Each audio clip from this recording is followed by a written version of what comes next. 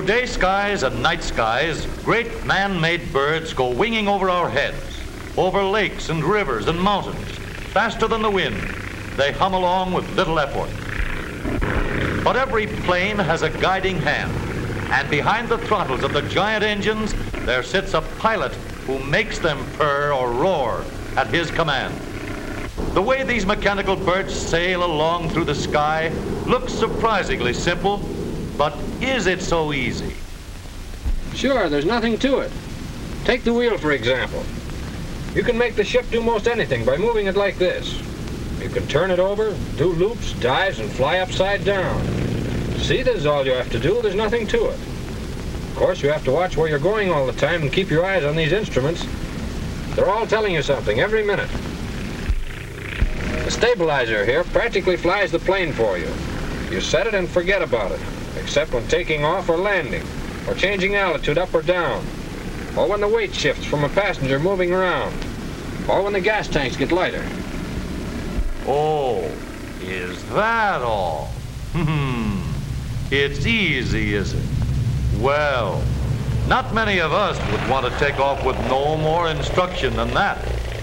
There's one thing this expert forgot. That is, he knows how, and in what he knows is his safety. When a fellow learns to fly with the Army Air Corps, he doesn't learn it all in a day, a week, or even a month. The gateway to the Air Service is a big schooling ground at San Antonio, Texas, the primary training point for Army pilots. Physical tests come first. Before he can even be considered, every applicant proves himself sound in every way. If the student reacts properly with 20 seconds of this, he is ready for the next step. Watch his eyes.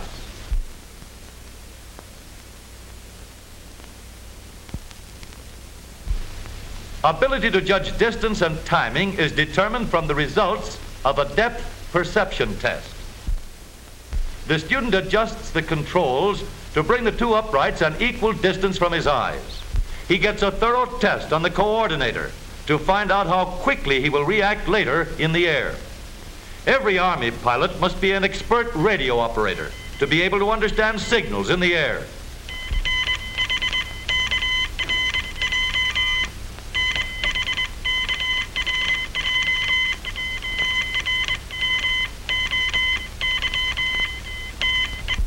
The greatest factor in safety is knowledge of what you're depending on.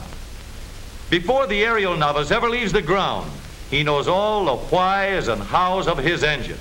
A trained ear helps a lot in knowing the condition of the engine in the air, and that makes for safety too. In the classroom, the student learns why an airplane can fly. The lines on this chart represent the flow of wind. The number of lines represent the amount of air. Less air on the upper surfaces than on the lower causes the plane to be lifted upward. A small-scale model helps teach the theory of flight. The link trainer explains how the controls are operated and what effect their movements have upon a plane in the air. In the link trainer, preliminary instruction in instrument flying is given. The student practices straight and level flying, normal turns, climbing and gliding turns, stalls and spins, and flying a course on the radio beam.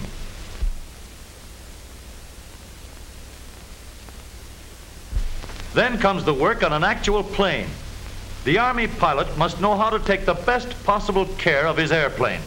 The greatest care means the greatest safety later in the air. One of the most important parts of the student's training is learning how the plane operates and how it responds to the controls. The flyer must understand every part of an airplane's assembly from the propeller to the rudder. After many hours of preliminary training, the student gets his first chance to fly. On first flights, the plane is always equipped with dual controls, and an instructor goes along to guide him. At the end of 8 to 11 hours of flying with dual controls, the instructor can determine when the young bird is capable of making a flight alone. Now, he's ready for the thrill of a lifetime, his first solo flight.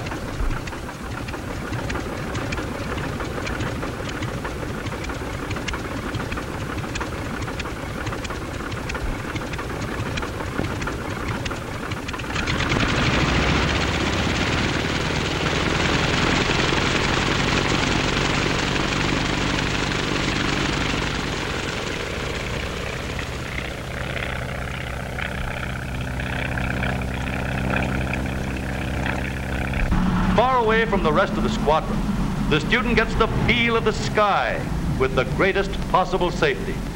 There's a perfect three-point landing to his credit. Couldn't be better. Months more of practice, and the young flyer has earned the right to fly one of the Army's famous P-26A pursuit planes, the harnessed Hornet of the air. Now he's a top-notch pilot, and flying is easy because he knows his plane and how to control it for safety.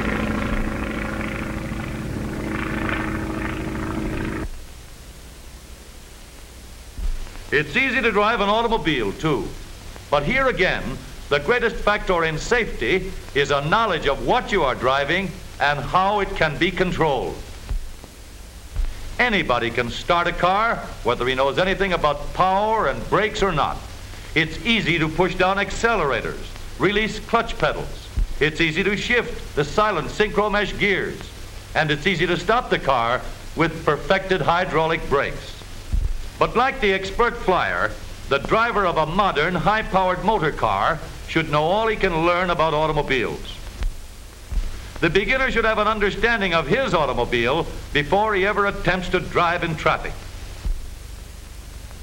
Every driver should know the traffic rules so well that he will automatically obey them and drive safely all the time.